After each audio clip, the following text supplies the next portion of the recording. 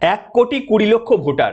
আপনারা বলুন, যারা সিম্পল অ্যাজ এবিসির নিয়মিত দর্শক, গতকাল আমি বলেছিলাম না বলিনি?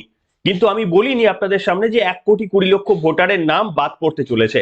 আমি বলেছিলাম যে 1,20,00,000 কাছাকাছি ভোটার যারা গত লোকসভাতে পর্যন্ত হয়তো অ্যাপিয়ার করেছিলেন আমাদের এই গণতন্ত্রের উৎসবে, তারা হয়তো এবারে দিতে পারবেন না, এবং ন্যায্য কারণে তাদের মধ্যে অনেকে মৃত, তা সত্ত্বেও তারা ভোট দিয়েছিলেন। এবং অনেকে বাংলাদেশি, অনেকে ডবল এন্ট্রি, এ সমস্ত যা আপনারা জানেন। আমি যে যুক্তিটা আপনাদের সামনে দিয়েছিলাম, সেই যুক্তিটা গ্রহণযোগ্য বা মান্যতা পেল মমতা বন্দ্যোপাধ্যায় খোদ নিজের ভবানীপুর থেকে যখন ওই একই কথা বললেন। ঠিক তার পরের দিন 24 ঘন্টার মধ্যেই আমার বলা বক্তব্যের কার্যত রিপিট করলেন মমতা বন্দ্যোপাধ্যায়। কাকতালীয়। আমি বলছি না যে আমার পর্ব শুনে মমতা বন্দ্যোপাধ্যায় রাজনৈতিক বক্তব্য স্থির করেন, কিন্তু কাকতালীয় হলেও তো এটা তো অন্তত মানবেন যে মুখ্যমন্ত্রীর রাজনৈতিক লেভেল থেকে যে তথ্যগুলো তিনি জোগাড় করতে পারেন, আপনাদের জন্য সেই তথ্যগুলো আমি একদিন আগে, 24 ঘন্টা আগে তো দিতে পারি। কি বলেছেন মুখ্যমন্ত্রী? এসআইআরে বাদ যেতে পারে 1,20,00,000 মানুষের নাম, ভবানীপুরের সভা থেকে আশঙ্কা প্রকাশ মুখ্যমন্ত্রী মমতার। আপনাদের সামনে এই তথ্যই আমি বলেছিলাম। কিন্তু কি করে? আমি এখনো বলছি যে 1,20,00,000 এটা বাদের আশঙ্কা মমতা বন্দ্যোপাধ্যায় লজিক্যালি গুছিয়ে বলেননি। 1,20,00,000 বাদের আশঙ্কা নয়। 1,20,00,000 আবারও আমি বলছি, বাদের আশঙ্কা নয়। 1,20,00,000 সম্ভবত বা তারও বেশি এবারে ভোট প্রক্রিয়ায় অংশগ্রহণ করতে পারবেন না। তার মধ্যে যেমন পার্মানেন্টলি কিছু বাদ রয়েছে, আবার কিছু আনডিসাইডেডও রয়ে গেছে, যারা আহ, মানে এবারে ইলেকশনে অংশগ্রহণ করতে পারবেন না। ব্যাখ্যা করব আপনাদের সামনে। কিন্তু যারা আমাদের এই কাজকে সমর্থন করেন, যারা দেখছেন যে আমরা আপনাদের জন্য সঠিক তথ্যগুলো তুলে আনি এবং সেগুলো মান্যতা পায়, তারা দয়া করে যদি আপনাদের মতামত লেখেন কিংবা একটু সাবস্ক্রাইব করেন, তাহলে বা যে কোনো ভাবে আপনাদের ফিডব্যাক জানান, তাহলে আমাদের জন্য এটা অত্যন্ত আনন্দের, পথ চলার জন্য সুগম হয়। নমস্কার, আরো একবার সকলকে স্বাগত জানিয়ে শুরু করছি আমি প্রলয়। আমি আপনাদের সামনে দেখুন একটা খবর দেখাচ্ছি, এরকম অনেকগুলোই দেখাবো। সম্পূর্ণ ভোটার তালিকা প্রকাশের আগেই পশ্চিমবঙ্গে ভোট ঘোষণার সম্ভাবনা, জানালো কমিশন। বাতিল হলো বুথ পুনর্বিন্যাসের পরিকল্পনা।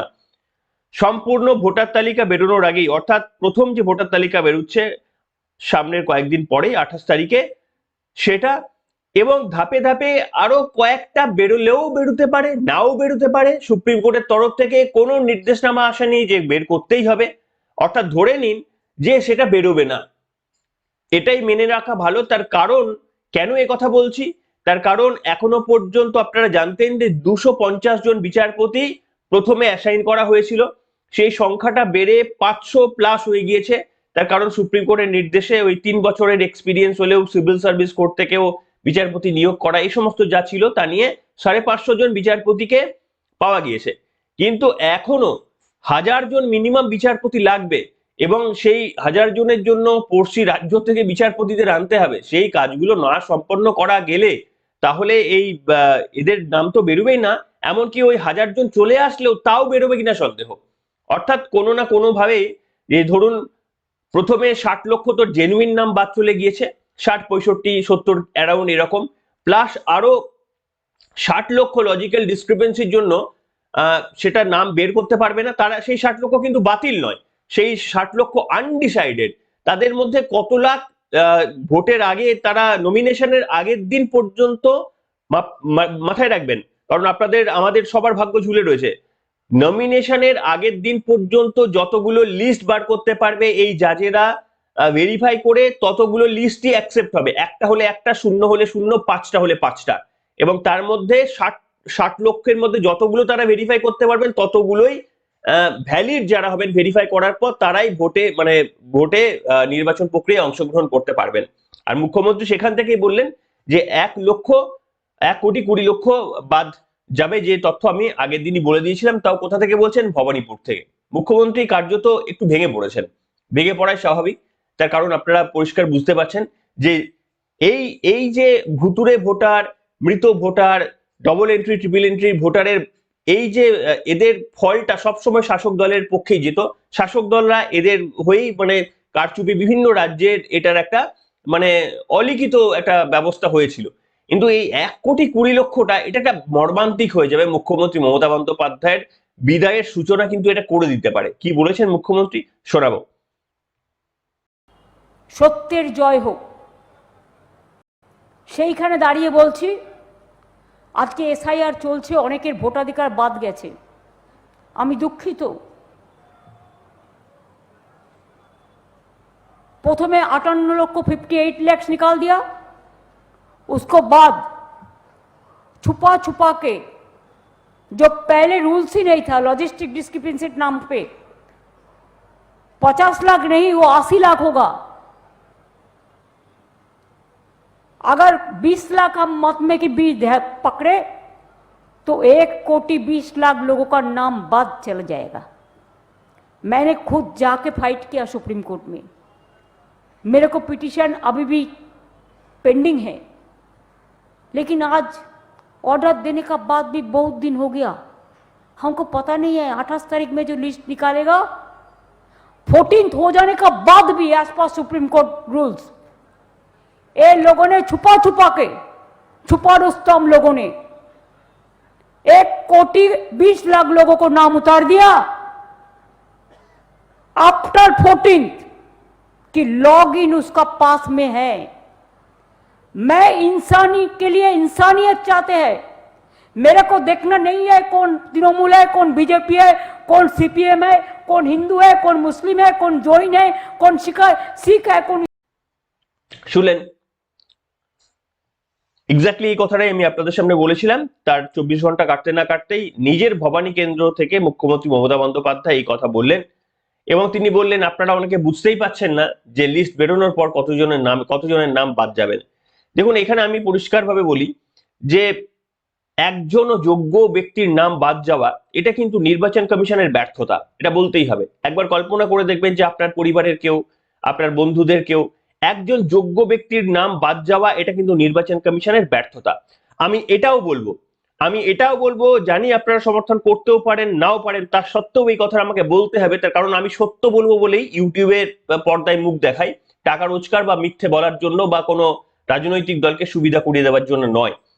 আমি এটা বলবো যে নির্বাচন কমিশনের ভোট প্রক্রিয়া মানে ভোট অ্যানাউন্স করাই উচিত হবে না যতক্ষণ না পর্যন্ত এই যে 60 লক্ষ অমীমাংসিত তাদের প্রত্যেকের যাচাই পদ্ধতিটা সম্পন্ন হচ্ছে। আপনারা দেখতে পাচ্ছেন 28 তারিখে চূড়ান্ত ভোটারের তালিকায় 60 লক্ষ নাম থাকছে না, তারা কি ভোট দিতে পারবেন? 28 তারিখের মধ্যে 60 লক্ষের নাম থাকছে না এবং সম্ভাবনা কম যে এদের মনোনয়নের আগেও এই 60 লক্ষের মধ্যে সবার হয়ে যাবে, হয়তো ম্যাক্সিমাম 10 লক্ষ বা 15 লক্ষ হতে পারে, যা এখনো পর্যন্ত স্ট্যাটিস্টিক্স আমাদের কাছে আসছে। 10 থেকে 15 লক্ষ হয়তো জাজেরা করতে পারবেন, তার বেশি বা 20 লক্ষ, তার বেশি নয়। মানে এই যে 40 লক্ষ তারা সুযোগই পেলেন না এবং তাদেরকে মানে একটা গণতন্ত্রের উৎসবে তারা অংশগ্রহণ করতে পারবেন না যারা ভেরিফাইড, তাদের মধ্যেও তো কিছু প্রকৃত ভোটার হয়তো থাকবেন। এইটা কিন্তু অন্যায়, এর প্রতিবাদও আমি করছি, আপনারাও করবেন। তার কারণ এই আনম্যাপ এই যে এর মধ্যে তালিকা বেরোলে হয়তো দেখতে পারবেন যে আপনারা যারা আছেন তাদের কারোর নাম থাকতে পারে, সম্ভাবনা কম, সম্ভাবনা অত্যন্তই কম, কারণ এগুলো ওই সমস্ত জালিদার যাদের তাদেরই ম্যাক্সিমাম থাকার সম্ভাবনা 99%, কিন্তু এক দুটো কেসও যেন না হয়।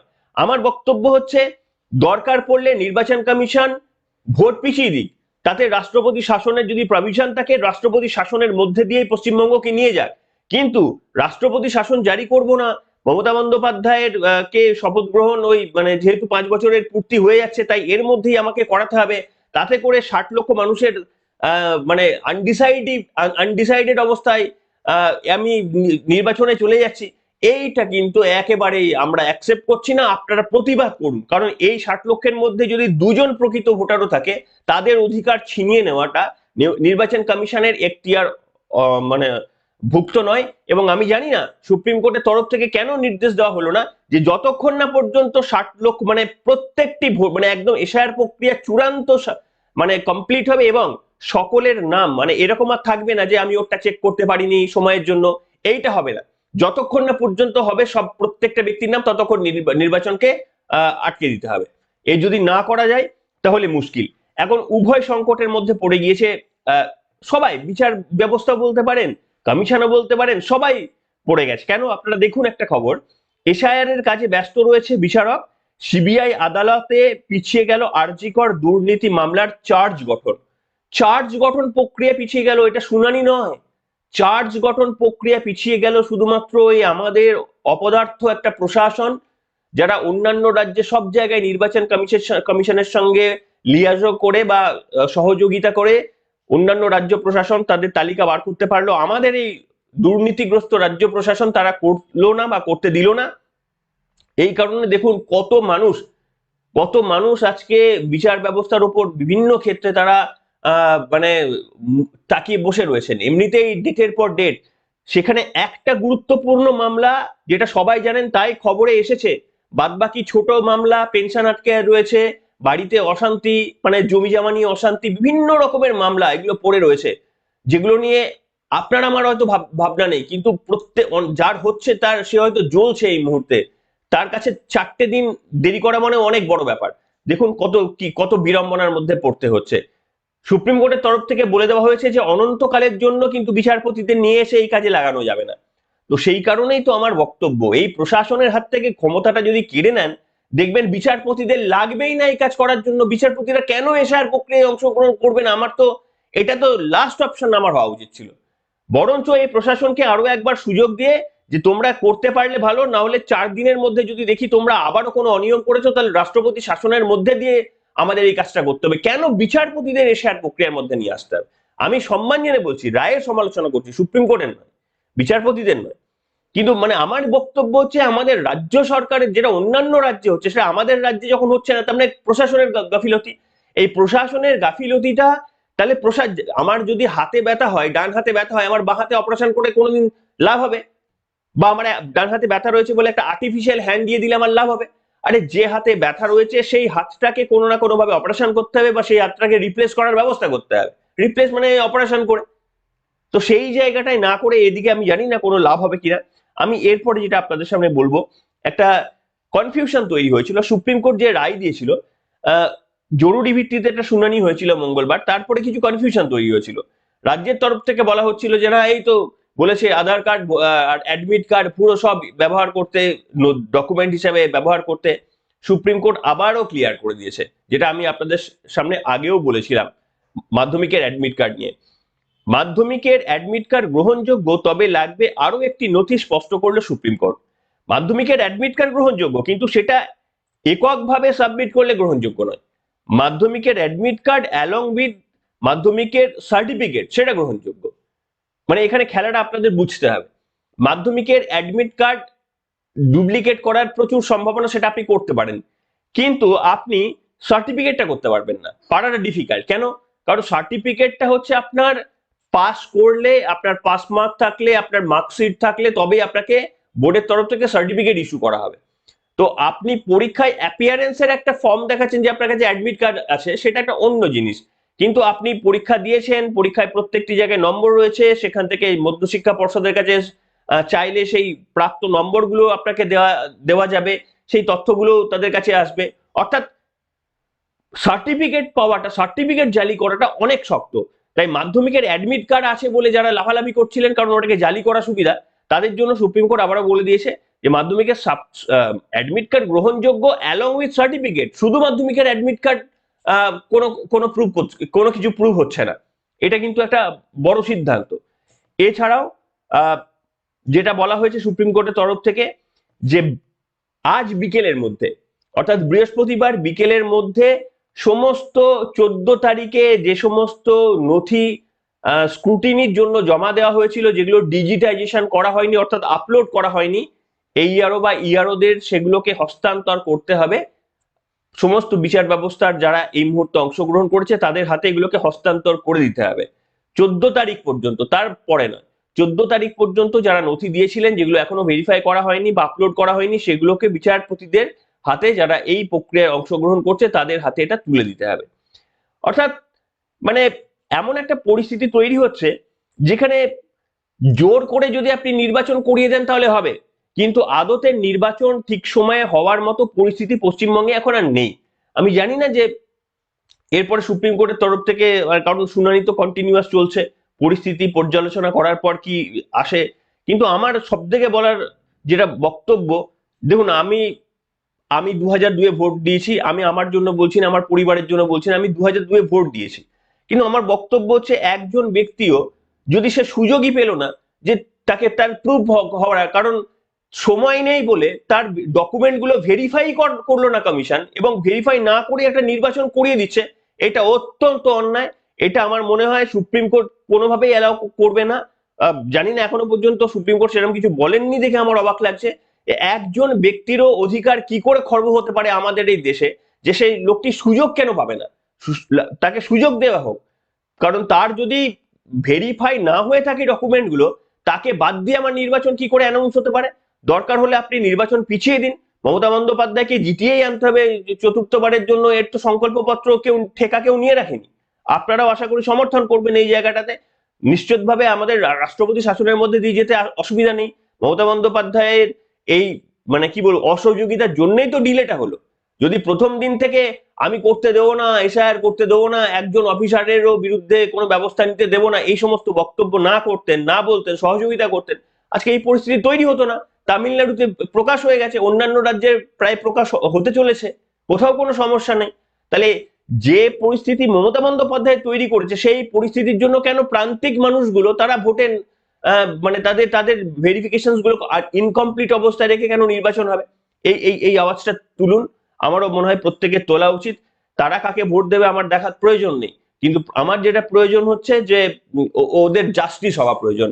সকলের জাস্টিস। একবার ভেবে দেখবেন, ওদের মধ্যে যদি আপনার মায়ের নাম থাকে, আপনার ভাইয়ের নাম থাকে, আপনার দাদুর নাম থাকে, তাহলে কেমন লাগবে? কিংবা আপনার নতুন মানে সন্তান হয়তো গতবার 2002-এ ভোট দেয়নি, তো তার নামটা যদি ওই থাকে, তাহলে তাহলে আপনার চিন্তা থাকবে, চিন্তা বাড়বে। কেন এরকম অবস্থায় থাকবে?